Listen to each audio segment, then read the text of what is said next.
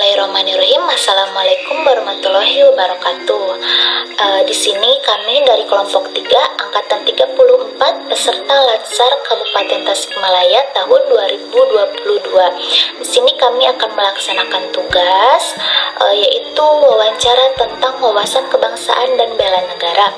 Yang dimana di sini kami terdapat 3 narasumber wawancara dari profesi yang berbeda-beda, dimana di akhir nanti akan ada kesimpulan juga dari anggota kelompok kami. Mempersingkat waktu, mari kita langsung ke narasumber yang pertama.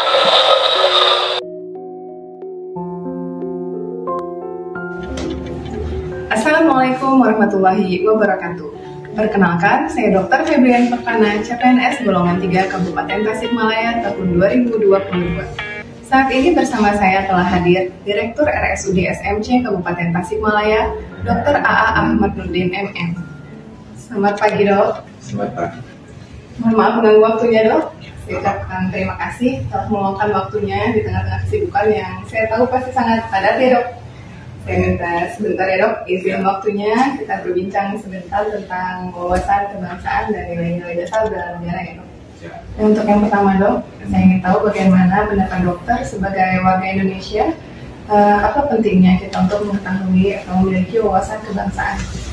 Baik.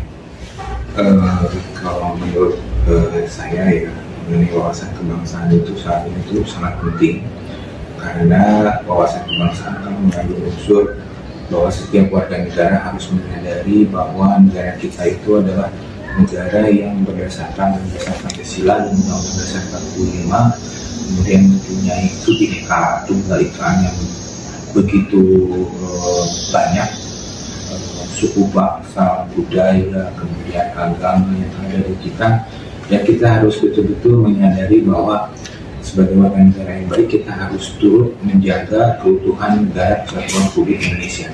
Jadi sangat penting wawasan kebangsaan di kita. Memang seharusnya setiap warga negara harus memiliki wawasan kebangsaan yang baik, kan, Dok, ya. Nah, kemudian berikutnya, saat ini banyak berkembang isu-isu strategis kontemporer yang sangat hangat diperbincangkan di masyarakat ya, Dok.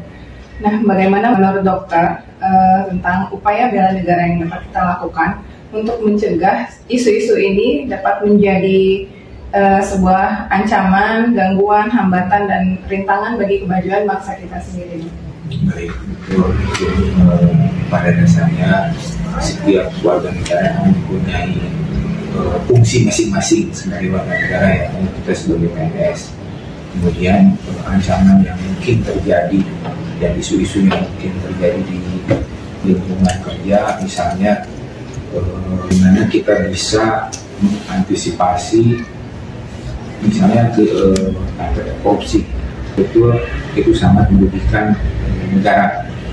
Praktek korupsi ya kita bisa mengantisipasi dengan cara kita harus betul-betul mengerti dan mengetahui tentang peraturan, prosedur, peraturan perundang-undangan yang diharapkan kita sebagai warga negara, apalagi sebagai ASN, mengikuti aturan yang berlaku di negara kita.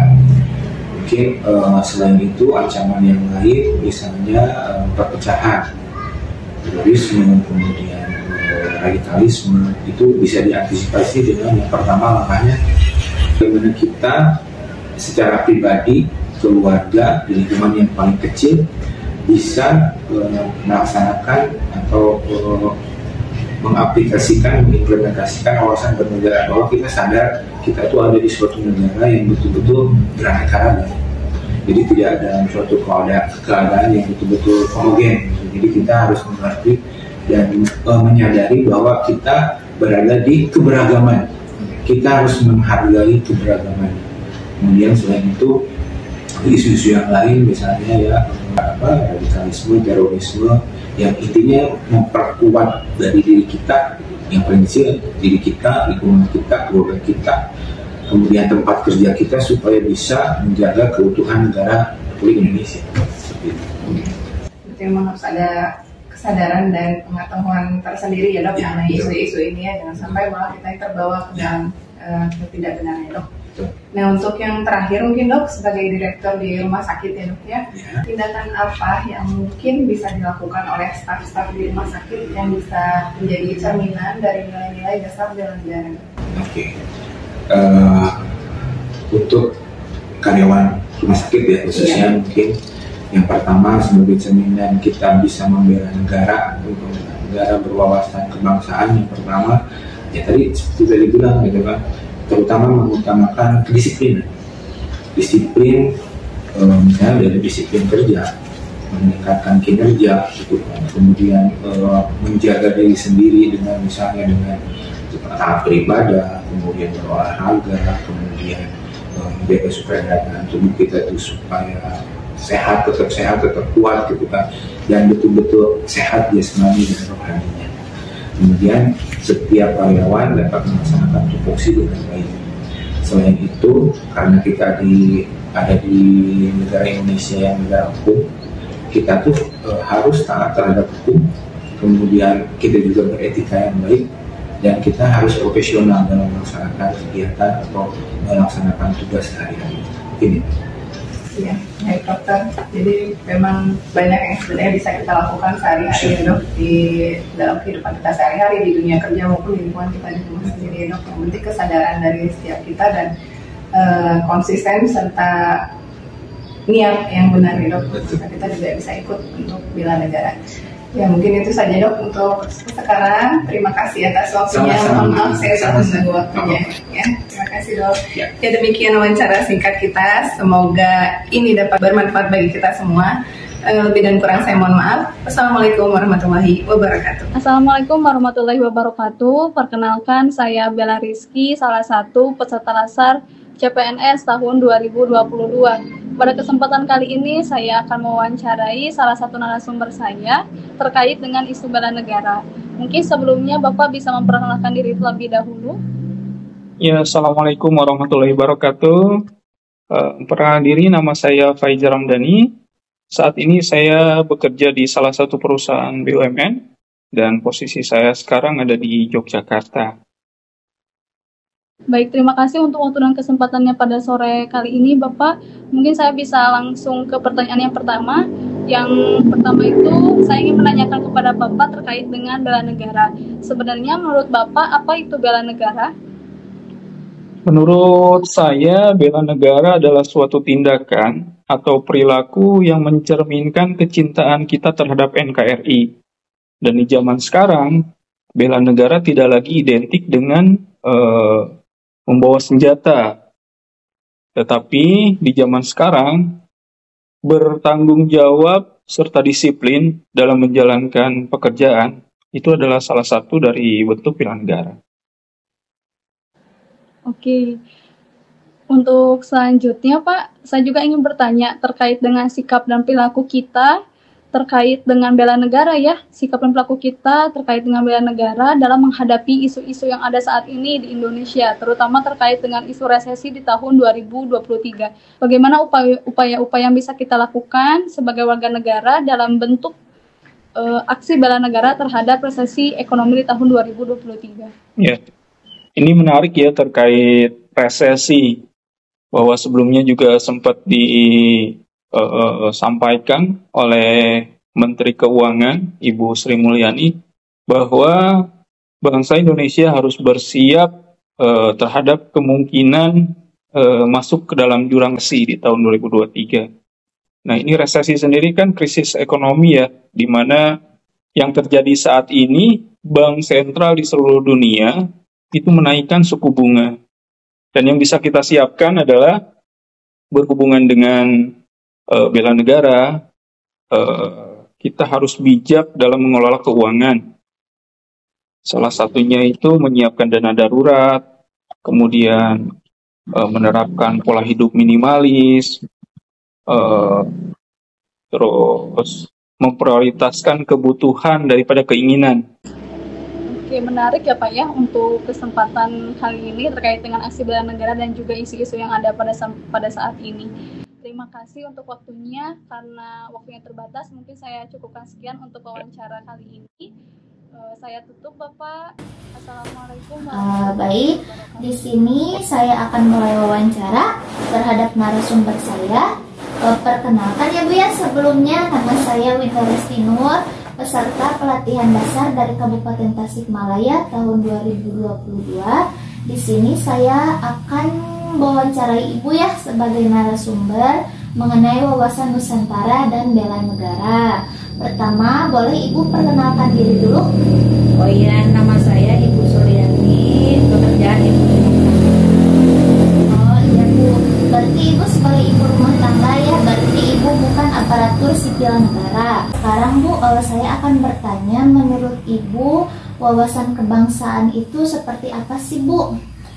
Wawasan kebangsaan menurut sudut pandang Ibu adalah tentang kerukunan, gimana kita bermasyarakat supaya kita tidak terpecah belah. Oh baik Bu, berarti wawasan kebangsaan itu cukup penting ya Bu ya? Penting menurut Ibu, Karena sebab kalau kita nggak tahu tentang wawasan kebangsaan, jadi kita hidup nanti terpecah belahkan gitu. Iya, lalu Bu, untuk selanjutnya tentang bela negara sih Bu, mungkin Ibu pernah dengar-dengar di bela negara. Nah, menurut Ibu bela negara itu apa sih? Menurut Ibu kalau bela negara, kalau zaman dulu kita bela negara itu harus lewat peperangan. Tapi kalau zaman sekarang kan kita udah nggak ada penjajahan ya.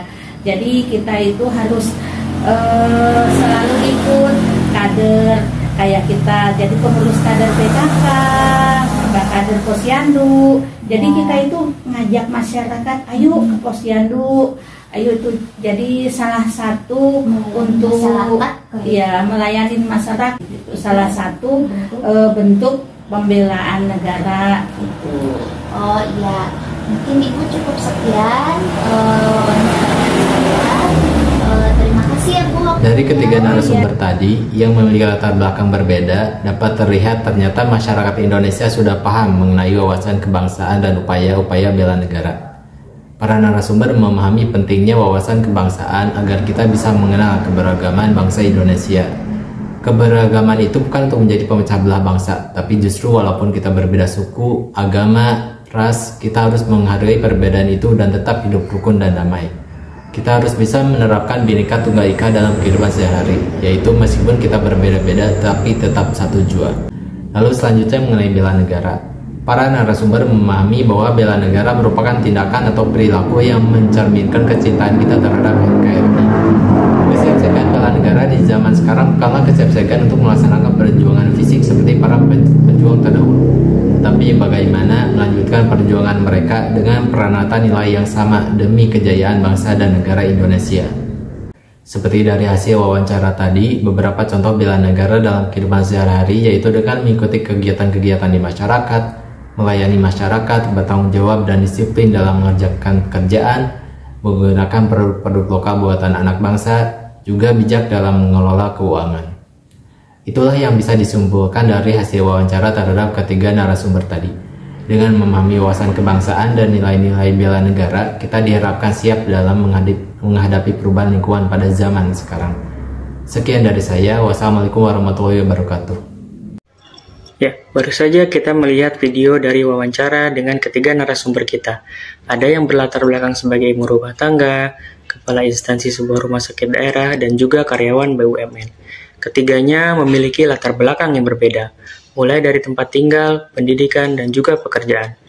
Bisa kita simpulkan bahwa ketiga narasumber tersebut pada hakikatnya memiliki sebuah persamaan mengenai cara pandang terhadap wawasan negara dan bela negara. Ketiganya sepakat bahwa bangsa kita Indonesia memiliki keanekaragaman suku, budaya, dan juga bahasa. Namun, dengan semua keanekaragaman tersebut, kita tetaplah satu, yaitu rakyat Indonesia yang mengamalkan prinsip Pancasila, yaitu Bhinneka Tunggal Ika, walaupun kita berbeda-beda tetapi tetap satu jua. Implementasi mereka dalam aksi bela negara bisa saja berbeda-beda, namun tujuannya tetap sama, yaitu mengamalkan prinsip bela negara, yaitu cinta tanah air, meyakini Pancasila sebagai ideologi bangsa kita, menegakkan kedisiplinan, dan juga menjunjung tinggi persatuan dan kesatuan sesama warga negara yang taat.